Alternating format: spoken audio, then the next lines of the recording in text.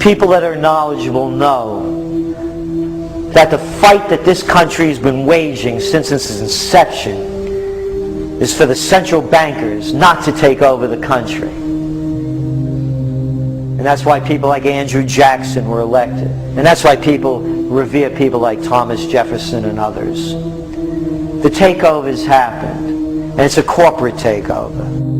Agents of the Bank of England attempted to assassinate President Andrew Jackson on multiple occasions because of his resistance against a private central bank being set up in the United States. And it was something that Abraham Lincoln warned. And this is, by the way, why I believe he was assassinated. This is the Lincoln quote. "The money powers prey upon the nation in times of peace and conspire against it in times of adversity. It is more despotic than monarchy, more insolent than autocracy, more selfish than bureaucracy. I see in the near future a crisis approaching that unnerves me and causes me to tremble for the safety of my country. Corporations have been enthroned. An era of corruption will follow, and the money power of the country will endeavor to prolong its reign by working upon the prejudices of the people until the wealth is aggregated in a few hands and the republic is destroyed." Wall Street has killed Main Street. So I know how unpopular it is to be seen as helping banks right now, especially when everyone is suffering in part from their bad decisions. I promise you, I get it. Up until about the Kennedy assassination and the beginning of the war in Vietnam, the United States is a very powerful engine for world progress. It's the assassinations, the Kennedy assassination, and the others in the 1960s, the beginning of the Vietnam War, and the beginning of the absolute domination of the Wall Street Group over every other interest. Nobody else counts except the Wall Street money masters. That has now made the United States into no longer a force for progress, but something very different, often a force for destruction in the world. The military-industrial complex has taken over the country along with the Wall Street gang. If you look also at the people that Obama has put on his appointments list, it's all Wall Street. It's government of Wall Street, by Wall Street, and for Wall Street. There's nobody from heavy industry. There's nobody from the auto sector. Nobody from Silicon Valley. Nobody from big oil. Nobody from defense. No labor. No women. No retirees. No small business. Nothing. It's pure Wall Street. The only people who have a voice in Obama's councils are Wall Street finance oligarchs. That's all there is. Nobody else counts for anything under Obama. It's the most extreme Wall Street administration we've ever had. Before his death, President Woodrow Wilson apologized to the public, regretting that he had been deceived by a group of international bankers, and the country's financial system had fallen into their iron grip via the Federal Reserve Act of 1913.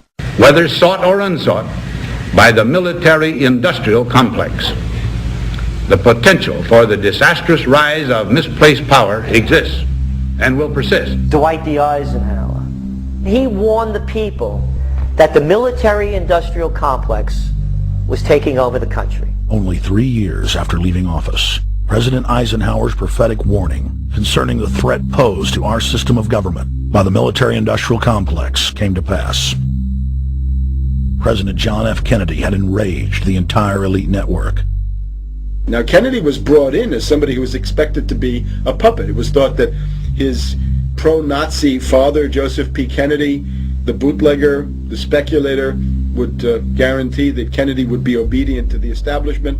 They thought that Kennedy was a sex maniac who could be manipulated through all of this, but it turned out that through his personal suffering, Kennedy had discovered a personal sense of himself which went beyond just being a puppet, and he began to think about things like economic recovery, world peace, having a space program, making deals with the Soviets, cutting the Federal Reserve down to size, and a whole series of other things. Executive Order number 11110, signed by President Kennedy, began the process of abolishing the private Federal Reserve. Kennedy was also pushing for real civil rights reform and had begun the process of pulling the troops out of Vietnam.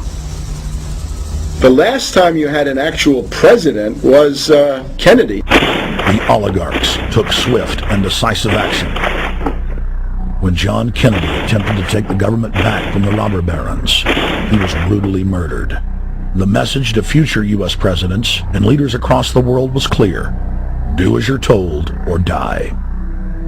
John Fitzgerald Kennedy was the last true president of the United States. And until the globalists are removed from power, we will never have another real one. The other thing about the American presidency you've got to remember is that this is a puppet post. It's automatically going to be a puppet post. The idea that Obama is somebody who's going to come in and exercise real authority when he's obviously been chosen and given everything that he's got by these financiers. Presidents are now little more than corporate pitchmen who take all the political heat while the controllers remain in the shadows, safe from public scrutiny. Hip-hop icon KRS-One is not just known for selling millions of albums. He has led a tireless crusade against youth violence and has been a strong voice for human rights. If they controlled it before, what makes you think they're not controlling it now? The country was on a verge of revolution. They threw a black man up. Now we like this. They give him the money. They give him the bundling, they give him vote fraud, they give him the media whores, they give him goons, they even have elected officials making threats to put people in jail if they criticize Obama in public. All of this is the mark of a puppet, and that means that he is a puppet, actually more of a puppet than anybody else, more of a puppet than Mrs. Clinton would have been, even more of a puppet than McCain. He's the maximum puppet that we've had certainly since Jimmy Carter. They put a black face on the New World Order, and now we all happy. KRS ain't buying it. In the real executive power structure, the president serves the military-industrial complex. It's self-owned by the international bankers. If there's a revolution, the population just throws out the prime minister or president. The elite stays in power because the public is never aware of who the real enemy is. In Evian, France in 1991, standing before the Bilderberg Group, the apex of the world government power structure, David Rockefeller defined the New World Order as a system of world government serving the international banking elite. For decades, the banker-owned media would attack anyone who dared to warn the public that a dictatorial world government was being constructed right under their nose, and that national sovereignty was being deliberately destroyed. And now, after years of denial, the media and the elite themselves are proudly announcing that not only is world government real, but it is the answer to the financial crisis that they carefully engineered. Suddenly, the Wall Street Journal tells us that the North American Union is here, and that getting rid of the dollar for a common currency with Canada and Mexico is good. The Financial Times of London, published by a member of the Bilderberg Group, crowed that a dictatorial world government had been kept in the shadows for our own good, and that it was now time for it to emerge from behind the curtains of national security. White House Chief of Staff Rahm Emanuel stated on record that they can't let this crisis go to waste. You never want a serious crisis to go to waste. And what I mean by that, it's an opportunity to do things that you think you could not do before. And Henry Kissinger, who gave Barack Obama his first job out of college, told national television that the economic collapse was a great opportunity to bring in the New World Order. He went on to say that Barack Obama was the perfect person to sell it to the world. But he can give a new impetus to American foreign policy, partly because the reception of him is so extraordinary around the world.